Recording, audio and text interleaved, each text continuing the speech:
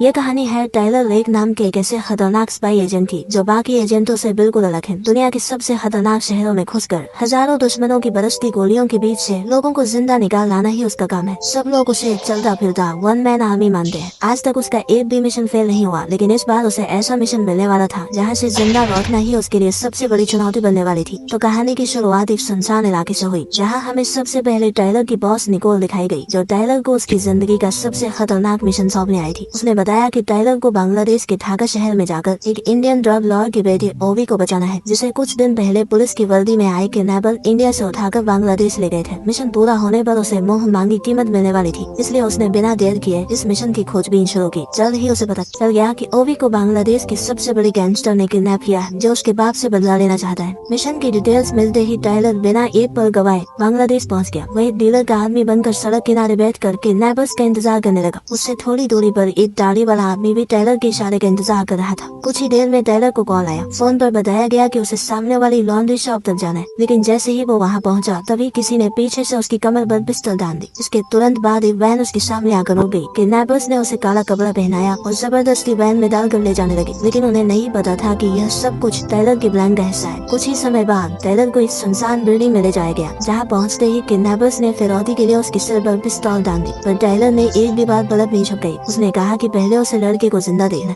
तभी वह फिरौती देगा। जब उसने देखा कि ओवी पूरी तरह सुरक्षित है, तब उसने आसपास की गार्ड और जगह का अंदाजा लगाया। तभी टाइलर फिरौती देने को तैयार हो गया। जैसे ही वे लोग उसे बाहर ले जाने लगे, तभी दाढ़ी वाले आदमी ने हमला कर दिया।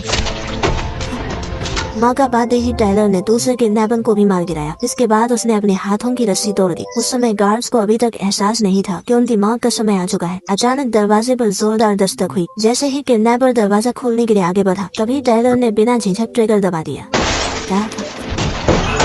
कमरे के अंदर घुसते ही वह हर एक किडनैपर पर टूट पड़ा। गोलियों की आवाज ने तुरंत बाहर तैनात गार्ड्स का ध्यान खींच लिया, लेकिन वे जैसे ही हथियार उठाने गए, बाहर छिपे दाढ़ी वाले आदमी ने एक एक करके सभी को गोली मारकर ढेर कर दिया। उधर दूसरी तरफ टाइलर ने घर के अंदर बचे हुए गुंडों का सफाया शुरू कर दिया, लेकिन कुछ ही देर में उसकी गोलियां खत्म हो गयी, जिससे उसे हाथापाई पर उतरना पड़ा। टाइलर थौर का हथौड़ा तक उठा चुका था, इसलिए ये छोटे मोटे गुंडे उसके सामने बचे थे। उसने बलद झपकते ही कई सारे गुंडों को धूल चटा दी। तभी बाहर से एक गुंडा तलवार लेकर उस पर टूट पड़ा, लेकिन टाइलर ने टेबल पर रखा कप उठाकर सीधे उसकी छाती पर दे मारा और वो वहीं बेहोश होकर गिर पड़ा। जैसे ही दूसरा गुंडा उड़ने वाला था, टाइलर ने लात मारकर टेबल से उसका सिर फोड़ दिया। पीछे से एक और गुंडा बंदूक लेकर आया, लेकिन टाइलर के सामने वह भी टिक नहीं पाया। जैसे ही उसे लगा कि अब सब खत्म हो गया, तभी पीछे से बंदूक लोड होने की आवाज आई। उसने मुड़कर देखा तो एक छोटा बच्चा बंदूक पकड़कर लोड कर रहा था, पर टाइलर ने उस पर हमला नहीं किया, क्योंकि उसके अपने खुद के कुछ उसूल थे। इसलिए उसने बच्चे से बंदूक छीन ली और तुरंत उसे दूर जाने को कहा। इसके बाद टाइलर ने फौरन ओवी की बंधी रस्सियां खोल दी और उसे अपने पीछे चलने को कहा। जल्द ही टाइलर प्लान के मुताबिक ओवी को लेकर वहां से निकलने लगा। दूसरी तरफ गैंगस्टर को टाइलर के बारे में सब पता चल गया। उसने तुरंत सेना को ऑर्डर दिया कि पूरे इलाके को सील कर दिया जाए। साफ था कि उसे टाइलर का अगला कदम पता था, लेकिन सालों से एक ही काम को कर रहा टाइलर इस सब का अंदाजा पहले ही लगा चुका था। उसने ओवी को एक सुनसान फैक्ट्री तक गाड़ी से पहुंचाया। फिर उसने खुद के लिए बुलेट प्रूफ जैकेट पहना और उस पर लगे उपकरणों से निकोल से कॉन्टेक्ट किया। इसके बाद उसने ओवी को भी एक बुलेट प्रूफ जैकेट पहना दी। आखिर में उसने एक वीडियो रिकॉर्ड करके निकोल को भेज दी। तब उसने अगला प्लान शुरू किया। टाइलर ओवी को लेकर सीधे जंगल के किनारे बहने वाली नदी की तरफ बढ़ने लगा। निकोल की टीम पहले से ही शिप तैयार की हुई थी, बस टाइलर को ओवे के साथ शिप तक पहुंचना था। लेकिन जल्द ही पूरे प्लान की धज्जियां उड़ने वाली थी। अचानक निकोल को कुछ गड़बड़ महसूस हुई। उसने टाइलर से थोड़ी देर रुकने को कहा। जब शिप में बैठे लोग टाइलर का इंतजार कर रहे थे, तभी अंदर से अचानक तेज अलार्म की आवाज गूंज उठी, जिससे माहौल एक पल में बदल गया। जैसे ही टाइलर के साथ ही नीचे उतरकर जांच करने पहुंचे, तभी एक नकाबपोश आदमी ने पीछे से हमला कर दिया और एक ही झटके में दोनों को मौत के घाट उतार दिया। बाहर निगरानी कर रहे दाढ़ी वाले को भी कुछ गड़बड़ लगी। उसने तुरंत स्नाइपर राइफल की स्कोप से अंदर की ओर देखा, लेकिन अगले ही पल नकाबपोश आदमी उस तक पहुंच गया और उसे भी मार गिराया। अब उसका अगला निशाना टाइलर था। ठीक उसी पल पुलिस ने शिप को ट्रैक कर लिया। निकोल ने तुरंत यह खबर टाइलर तक पहुंचा दी। खबर मिलते ही टाइलर फौरन ओवे को लेकर वहां से भागने लगा। तभी नकाबपोश आदमी की नजर उस पर पड़ गई और उसने बिना देर किए अंधाधुंध गोलियां बरसानी शुरू कर दी। लेकिन जैसे ही टाइलर एक चट्टान के पीछे रुका, तभी नकाबपोश आदमी ने अपना नकाब हटा दिया और सच सामने आया कि नकाबपोश कोई और नहीं बल्कि ओवी के पिता का आदमी साइयो था, जो बिना किसी को खबर दिए ओवी को बचाने आया था। साइयो जोर से चिल्लाया कि ओवी तुरंत उसके पास आ जाए। आवाज सुनते ही ओवी उसे पहचान गया, लेकिन जैसे ही वह उसकी ओर बढ़ने वाला था, टायलर ने उसे पकड़ कर रोक लिया, क्योंकि इसके पीछे दो वजह थी। पहली ये कि ओवे अब उसके लिए एक कीमती इनाम था, और दूसरी ये कि वह नहीं चाहता था कि जिसे वह मौत के मुंह से निकाल कर लाया था अब फिर से खतरे में पड़े। इसलिए टायलर ने बिना देर किए एक ग्रेनेड फेंका, जिससे सायो की नजर कुछ पल के लिए धुंधली पड़ गई। इसी मौके का फायदा उठाकर वह ओवे को लेकर भागा और उसी फैक्ट्री के पास पहुंच गया। वहां से उन्होंने तुरंत कार उठाई और बिना देर किए तेज रफ्तार में भागने लगे, लेकिन कुछ ही दूरी पर सामने अचानक दो पुलिस गाड़ियां आकर रास्ता रोक कर खड़ी हो गई। टायलर ने तुरंत गाड़ी रिवर्स की, तेजी से पीछे हटते हुए उसे घुमाया और दूसरी दिशा में मोड़ दी। इसी दौरान सायो भी उनका पीछा करते हुए वहां पहुंच गया। टायलर को देखते ही उसने पुलिस गाड़ी छीन ली और उनका पीछा शुरू कर दिया। तभी मौका देखकर ओवे कार से उतरकर सायो के पास जाने की कोशिश करने लगा, लेकिन टायलर ने उसे रोकते हुए बताया कि उसके पिता ने उसे बचाने के लिए पैसे दिए हैं और अब उनके ही आदमी का अचानक सामने आना किसी गड़बड़ की ओर इशारा कर रहा है। उसे शक हुआ कि शायद उसके पिता ने ही उसे धोखा दे दिया है, और यहाँ तक पुलिस भी किडनैपर्स के साथ मिली हुई है। इसलिए टायलर ने निकोल के बताए रास्ते पर गाड़ी मोड़ दी और वहाँ से निकलने की कोशिश करने लगा, लेकिन पीछा कर रही पुलिस गाड़ियाँ लगातार बढ़ती जा रही थी और वे बार बार उसकी गाड़ी को टक्कर मार रही थी। इसी बीच सायो ने पुलिस पर ही गोलियां चलानी शुरू कर दी और एक एक करके पीछा कर रही गाड़ियों को रोक दिया। लेकिन टायलर के लिए हालात और भी खराब हो गए, क्योंकि आगे का रास्ता पहले से ही पुलिस ने ब्लॉक कर रखा था। अब वह चारों तरफ से गिर चुका था। आखिरकार उसने गाड़ी रिवर्स में डाली और पीछे खड़ी सायो की गाड़ी से भड़का दी। अचानक हुई टक्कर से सायो अपना कंट्रोल खो गया था। दूसरी तरफ वहाँ पहुँचे बाकी पुलिस वालों ने उसे नजरअंदाज कर दिया और सीधे टायलर को ढूंढने निकल गए। इस वक्त वे एक छोटे से इलाके में थे जहाँ चारों तरफ तंग गलियां फैली हुई थी, इसलिए कुछ ही पलों में टायलर और ओवे नजरों से ओझल हो गए। भागते भागते अचानक टायलर एक पुलिस वाले के सामने आ गया। पुलिस वाला कुछ समझ पाता उससे पहले ही टायलर ने उसकी गर्दन पर वार किया और उसे वहीं खत्म कर दिया। इसके बाद उसने ओवे को अपने पीछे कर लिया, लेकिन जैसे ही वे आगे बढ़े तभी अचानक कई पुलिस वाले उसके सामने आ गए, लेकिन वे सभी टायलर को रोक पाए इतनी उनमें दम नहीं थी। टायलर ने एक साथ सभी को ढेर कर दिया, लेकिन एक पुलिस वाला मौका देखकर तुरंत ओवे की तरफ दौड़ पड़ा। ओवे यह देखकर भागने लगा, तभी सामने से एक और पुलिस वाला आ गया। वह तेजी से मुड़कर पास के घर में घुस गया और पीछे के दरवाजे से बाहर निकल गया। उसके पीछे पीछे पुलिस वाला भी भागता हुआ बाहर आया, लेकिन बाहर निकलते ही टायलर ने उसे गोली मारकर खत्म कर दिया। उसके बाद टायलर ओवे को लेकर वहाँ से निकलने लगा, लेकिन तभी चार और पुलिस वाले सामने आ गए। टायलर ने कवर लेते हुए उन सबको भी मार गिराया। तभी उसने नीचे की ओर देखा और उसे समझ आ गया कि पुलिस ने उन्हें चोरों से घेर लिया है। यह देखकर वह तुरंत ओवे को लेकर छत की तरफ भागा, लेकिन ऊपर पहुंचते ही उसने देखा कि आसमान में हेलीकॉप्टर भी नजर रख रहे हैं, इसलिए दोनों तुरंत वापस नीचे उतरने लगे। लेकिन जैसे ही वे दूसरी मंजिल पर पहुंचे तभी वहाँ अचानक सायो फिर से सामने आ गया, जिससे दोनों के बीच जबरदस्त भिड़ंत हो गई और लड़ते लड़ते दोनों ऊपर से नीचे गिर पड़े। उड़ते ही दोनों दोबारा एक दूसरे से भिड़ गए। आसपास खड़े लोग इस लड़ाई को ऐसे देख रहे थे जैसे यह उनके लिए कोई नई बात न हो। इसी बीच टायलर धीरे धीरे सायो पर हावी होने लगा, लेकिन तभी अचानक एक कार आ गई।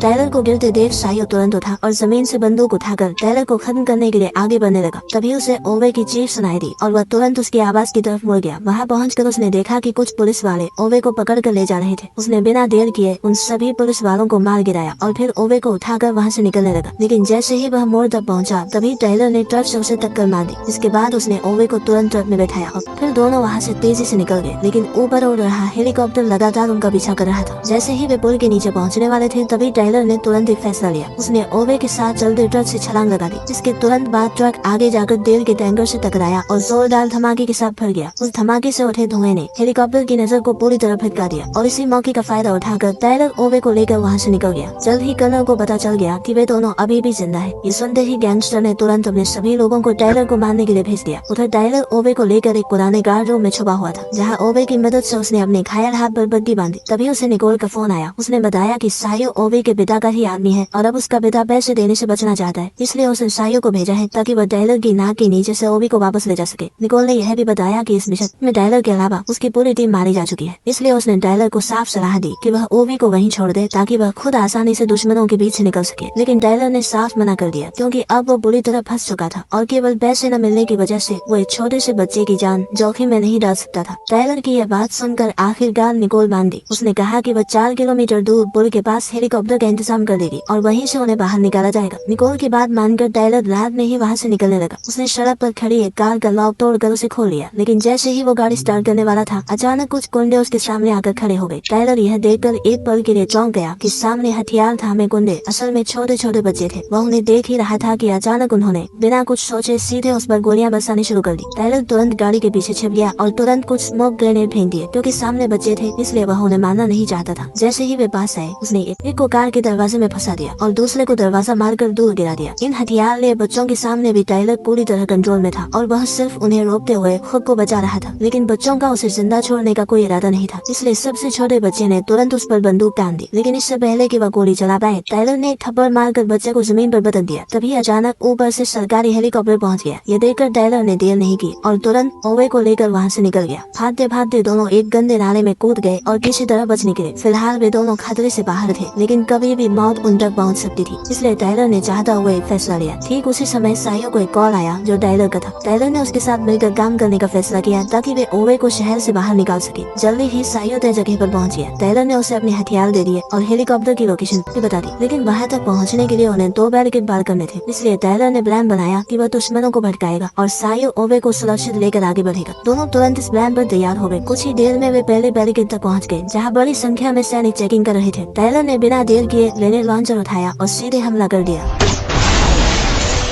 हमले की वजह से सैनिकों का ध्यान टाइलर पर चला गया, जिससे दोनों तरफ से जबरदस्त लड़ाई शुरू हो गई। इसी मौके का फायदा उठाकर सायो गाड़ी लेकर तेज रफ्तार में बैरिकेड पार कर गया, लेकिन टाइलर अभी वहां से निकल भी नहीं पाया था कि तभी नीचे खड़े सैनिकों ने रॉकेट लॉन्चर तैयार कर लिया।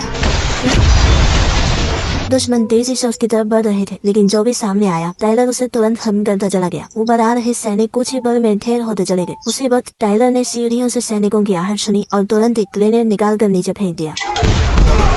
उधर सायो ओवे को लेकर दूसरे बैरिकेड तक पहुंच चुका था, लेकिन सामने भारी भीड़ और ट्रैफिक देखकर साफ था कि गाड़ी लेकर निकलना नामुमकिन है, इसलिए उसने गाड़ी छोड़कर भीड़ के बीच से निकलने का फैसला किया। वह धीरे धीरे लोगों के बीच चलते हुए आगे बढ़ने लगा, लेकिन बीच रास्ते में एक दाढ़ी वाले सैनिक की नजर उस पर बढ़ गई। वह उसे पीछे से आवाज देता रहा, लेकिन सायो ने ऐसे दिखाया जैसे उसने कुछ सुना ही नहीं हो और वह लगातार आगे बढ़ता गया। जैसे ही वो भीड़ वाले इलाके से थोड़ा बाहर निकला, तभी उसने पीछे मुड़कर हालात का अंदाजा लिया, क्योंकि अब पकड़े जाने पर भी निकलने का मौका था। उसने तुरंत सैनिकों की पोजीशन पर नजर दौड़ाई और दिमाग में हमला करने का पूरा प्लान बना लिया। जैसे ही ओवे ने अपने सिर से टोपी हटाई, तभी अचानक सायो ने बंदूक निकालकर सैनिकों पर हमला बोल दिया। गोलियों की आवाज से चारों तरफ अफरा तफरी मच गई और सायो ओवे के साथ कार के पीछे छुप गया। सैनिक तेजी से दोनों की तरफ बढ़ने लगे। तभी सायो बाहर आया और सैनिकों को आगे बढ़ने से रोकने लगा। उसने एक एक करके कई सारे सैनिकों को मार गिराया। फिर उसने एक ग्रेनेड निकाला और सही मौके देकर सैनिकों की ओर फेंक दिया।